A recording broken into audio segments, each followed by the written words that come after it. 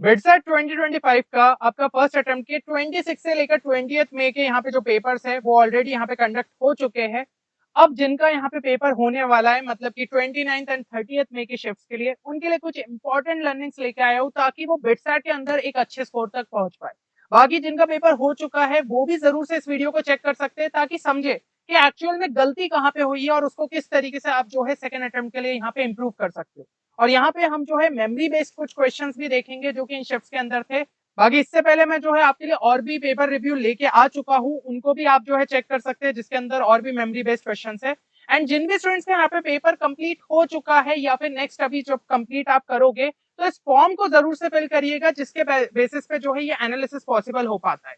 And देखिए, अगर आप जो है कंप्लीट महा एनालिसिस चाहते हैं, सभी जो आपकी यहाँ पे शिफ्ट हो जाएगी 30th मई तक का, और उसी में हम जो है जितने मेमोरी बेस्ड क्वेश्चन है उसको आपको एक पीडीएफ फॉर्मेट में जो है कंपाइल करके दे देंगे ताकि आपको सेकंड अटेम्प्ट के लिए वो यूजफुल साबित हो। तो अब इसमें थोड़े से जो है एफर्ट्स लगेंगे, इसलिए हम एक आपसे छोटा सा जो है लाइक्स का टारगेट लेते हुए चल रहे हैं इसी वीडियो पे, 300 प्लस लाइक्स का। अगर ये टारगेट पूरा होता है तो डेफिनेटली 30th मई के बाद आपके लिए ये वीडियो भी लाया जाएगा एंड ये कंपाइल्ड पीडीएफ भी आपको प्रोवाइड की जाएगी फ्री ऑफ कॉस्ट। तो इस वीडियो को लाइक जरूर करिएगा। अब सबसे पहले अगर मैं लेवल ऑफ डिफिकल्टी की बात करूं अभी तक की शिफ्ट की, तो ओवरऑल पेपर जो है ना वो मॉडरेट लेवल के आसपास हमें देखने को मिला है। ये चीज जरूर हुई है कि वेटेज जो है आपका सभी सेट्स के अलोंग जो है थोड़ा सा वेरी कर रहा है, but level of difficulty almost जो है हमें सेम देखने को मिला है। हर एक को यही चीज लगती है कि हमारी शिफ्ट सबसे ज्यादा डिफिकल्ट आई है, बट दिक्कत ये होती है कि आपने दूसरे की शिफ्ट दी कहाँ है ना? तो आपको लग रहा है यानी कि सामने वाले के लिए भी हो सकता है उतना ही डिफिकल्ट यहाँ पे रहा हो। फिजिक्स केमिस्ट्री को जो है हल्के में नहीं लेने की जरूरत थी, यहाँ पे ऐसा नहीं था। फिजिक्स केमिस्ट्री एकदम बच्चों वाला पूछ लिया गया कि सीधा एनसीईआरटी से चीजें उठा के डाल दी। थोड़े कॉन्सेप्चुअल थोड़े मिक्स टाइप के क्वेश्चंस आपको वहां भी देखने को मिले, बट मैथ्स के साथ भी ऐसा नहीं था कि बहुत ही ज्यादा डिफिकल्ट क्वेश्चंस आ रहे। मैथ्स में भी चीजें जो है आपकी यहाँ पे डुएबल थी काफी सारी। बस यहाँ पे जरूरत थी तो एक अच्छी खासी स्पीड की, क्योंकि कुछ क्वेश्चंस लेंदी जरूर से थे। फिर एलआर और इंग्लिश की अगर मैं बात करूं तो इसके लिए भी अगर अच्छी प्रैक्टिस आपने की होती ना तो इसमें भी एक अच्छे स्कोर तक पहुंच पाते। अब अगर आपने ये चीजें लैक करी जिसकी वजह से आप जो इन सब्जेक्ट्स में अच्छा नहीं परफॉर्म कर पाए, तो मेरी सलाह यही रहेगी कि सेकंड अटेम्प्ट में पूरी तरीके से यहाँ पे एफर्ट्स डालो ताकि आप जो है एक अच्छे स्कोर तक पहुंचो। और इसी चीज को अचीव करने के लिए यहाँ पे हमने आपके लिए लॉन्च किया है BITSAT 2025 crash course bounce back batch, जो कि आपको यहाँ पे फर्स्ट अटेम्प्ट से एक अच्छा खासा जंप दिला सकता है सेकंड अटेम्प्ट के अंदर। तो इसको आप जरूर से यहाँ पे चेक कर सकते हैं। प्रोसीजर आप सबके सामने किस तरीके से एनरोल करना है, बाकी कंप्लीट कोर्स डिटेल्स की जो लिंक है that is given in description, तो जाके आप जरूर से यहाँ पे चेक करिए। यहाँ पे सीधा जाके हमारी वेबसाइट पे आप कोर्स में भी एनरोल कर सकते हैं। बाकी कोर्स से रिलेटेड अगर कोई भी क्वेरी है तो गिवन नंबर पे आप हमारी टीम को यहाँ पे कांटेक्ट भी कर सकते हैं। अब अगर हम सब्जेक्ट वाइज एक एक समझे कि किस टाइप का हमें जो है पैटर्न अभी देखने को मिला है, सबसे पहले फिजिक्स की बात करते हैं। फिजिक्स का एनालिसिस ये बताता है कि स्टूडेंट्स को जो है मोस्टली यहाँ पे डिफिकल्टी थ्योरेटिकल टाइप के प्रॉब्लम्स में फेस हुई। ठीक है, क्योंकि ज्यादातर स्टूडेंट्स यहाँ पे ये थे कि फॉर्मुलेस को तो अच्छे से रिवाइज करके चले गए थे, बट जितने इंपॉर्टेंट कॉन्सेप्ट्स होते हैं ना उनको नहीं देखते। कुछ एप्लीकेशन बेस्ड क्वेश्चन आ गए, कुछ ट्रू फॉल्स के टाइप में आ गए। तो इस टाइप के जो थ्योरेटिकल क्वेश्चन है उनके लिए आपको थ्योरी एक बार अच्छे से देखनी जरूर पड़ेगी। उसके अलावा इलेक्ट्रोस्टैटिक्स की अगर मैं बात करूं तो ज्यादातर शिफ्ट्स में उसका एक अच्छा खासा वेटेज रहा है। तो भाई क्लास 12 के चैप्टर्स को भी जो है आप अच्छे तरीके से यहाँ पे फोकस करके जाओ, क्योंकि ज्यादातर क्वेश्चन वहां पे देखने को मिलेंगे, जैसे कि मॉडर्न फिजिक्स हो गया आपका। फिर इसके अलावा ग्रेविटेशन फ्लूइड्स मैकेनिक्स में भी आपका जो है वेटेज अच्छा देखने को मिला। मैकेनिक्स में स्पेशली कुछ शिफ्ट्स में रोटेशन मोशन से 2-3 क्वेश्चन डल गए, कुछ में एनएलएम और वर्क पावर एनर्जी से ज्यादा क्वेश्चन डल गए। तो इस तरीके से चीजें आपकी हुई है। तो हाई वेटेज वाले जो सेक्शन है वो तो ज्यादातर चीजों में कॉमन दिखे, बाकी शिफ्ट्स में ऐसा है कि किसी चैप्टर के एक पूछ लिए तो किसी के दो पूछ लिए, ऐसा जो है हमें यहाँ पे देखने को मिला।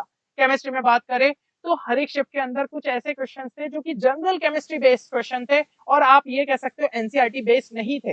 तो अब उन क्वेश्चन के लिए ऐसा था आपको या तो आता है या नहीं आता है, ठीक है ना? तो इतना ज्यादा उस पर टाइम वेस्ट करने की जरूरत नहीं थी। अगर नहीं आता है तो सिंपली छोड़ सकते थे, बाकी क्वेश्चन पे आप फोकस कर सकते थे।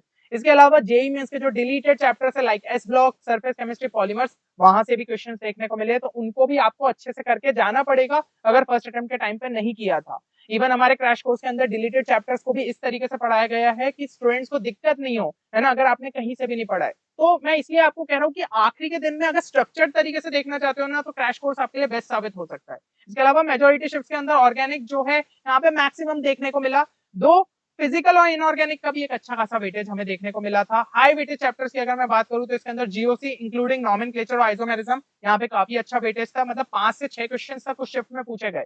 उसके अलावा coordination compound, name reactions organic की हो गई, एस ब्लॉक, केमिकल काइनेटिक्स, इसका अच्छा खासा वेटेज रहा। अब ये डिलीटेड टॉपिक आप देख रहे हो हाई वेटेज में आया क्योंकि कुछ कुछ शिफ्ट्स में यहाँ पे बहुत सारी रिएक्शंस पूछ ली गई या फिर थ्योरेटिकल क्वेश्चंस आपके एस ब्लॉक के अंदर देखने को मिल गए, तो इसलिए जो है इंपॉर्टेंट हो जाते सभी चैप्टर्स आपके यहाँ पे केमिस्ट्री के अंदर। मैथ्स में अगर बात करें तो जो छोटे से चैप्टर्स होते हैं, एलपीपी हो गया, स्टैटिस्टिक्स हो गया, जनरली हम इग्नोर कर देते, सोचते इजी सा दो चैप्टर कर लेंगे एग्जाम टाइम पे, बट भाई इनसे ही 3-4 क्वेश्चन पूछ लिए गए, है ना। तो इसलिए जो है ये छोटे चैप्टर्स को भी अच्छे तरीके से करके जाना है। हाई वेटेज चैप्टर्स में बात करूं, वेक्टर 3D का सही वेटेज रहा यहाँ पे, डिफरेंशियल इक्वेशंस, लीनियर प्रोग्रामिंग फिर से हाई वेटेज में मैंने इसलिए डाला क्योंकि ज्यादा क्वेश्चन देखने को मिले, कुछ कुछ शिफ्ट में 2-3 क्वेश्चन भी देखने को मिल गए। डेफिनेट इंटीग्रल का भी जो है यहाँ पे इंपॉर्टेंस रहा, एंड इनवर्स ट्रिग्नोमेट्रिक फंक्शन से भी क्वेश्चन यहाँ पे देखने को मिले।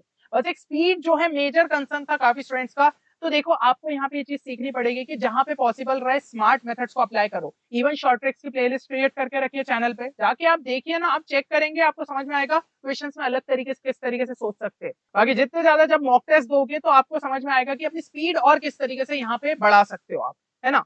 एंड इसके अलावा जो है एलआरएन इंग्लिश की मैं अगर बात करूं तो एलआरएन इंग्लिश का एनालिसिस ये बोलता है कि वर्बल नॉन वर्बल रीजनिंग दोनों से ही क्वेश्चंस यहाँ पे देखने को मिले, बट मेजर वेटेज ज्यादातर इस शिफ्ट के अंदर वर्बल का देखने को मिला। तो वर्बल और नॉन वर्बल में सिंपल सा फर्क है, वर्बल में टेक्सचुअल इन्फॉर्मेशन ज्यादा दी रहती है, नॉन वर्बल में पिक्चर फॉर्मेट में आपको ज्यादा इन्फॉर्मेशन दी रहती है।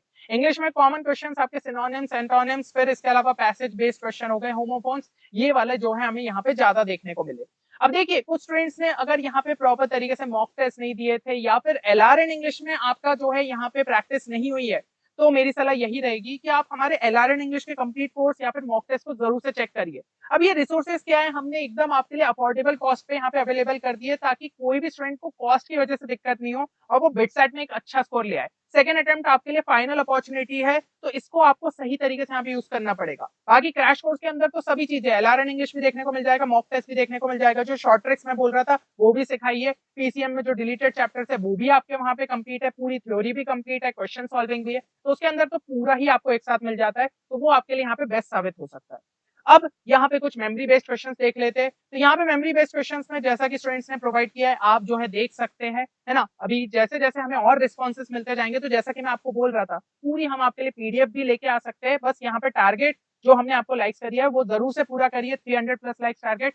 क्योंकि देखो ये चीज अगर हम आपके लिए एफर्ट्स डाल रहे हैं तो एक छोटा सा हम आपसे भी कंट्रीब्यूशन चाहेंगे ताकि हम ज्यादा स्टूडेंट्स तक जो है अपनी रीच यहाँ पे बना पाए। इसके अलावा कुछ और मेमोरी बेस्ड क्वेश्चंस आप देख सकते हैं, तो इनसे क्या एक आइडिया लगेगा कि आप नेक्स्ट शिफ्ट्स में किस टाइप के क्वेश्चंस यहाँ पे एक्सपेक्ट कर सकते हो। रिपीट होने के चांसेस ऐसा जरूरी नहीं है कि रिपीट हो, बट क्या एक आइडिया लग जाता है तो मन से थोड़ा डर हट जाता है कि हाँ इस टाइप के क्वेश्चंस मुझसे बन सकते हैं। एंड जिनका भी यहाँ पे एग्जाम होता जाएगा वो फॉर्म को जरूर से फिल करिएगा जैसे ही आपकी शिफ्ट खत्म हो। उम्मीद करता हूँ ये वीडियो आप सभी के लिए बेनिफिशियल साबित होगा, एंड सेकंड अटेम्प्ट के लिए आप जो है अच्छे तरीके से यहाँ पे डालेंगे। बाकी जिनका भी फर्स्ट अटेम्प्ट का पेपर रह गया है, बिना किसी डर के जो है पेपर दे के आओ। आप देखिए बिना स्ट्रेस के देके होंगे ना, आप उम्मीद से बेटर कर सकते हो, तो ये चीज जो है आपको यहाँ पे ध्यान रखना है। चलिए मिलते हैं नेक्स्ट वीडियो में, तब तक के लिए take care and good bye.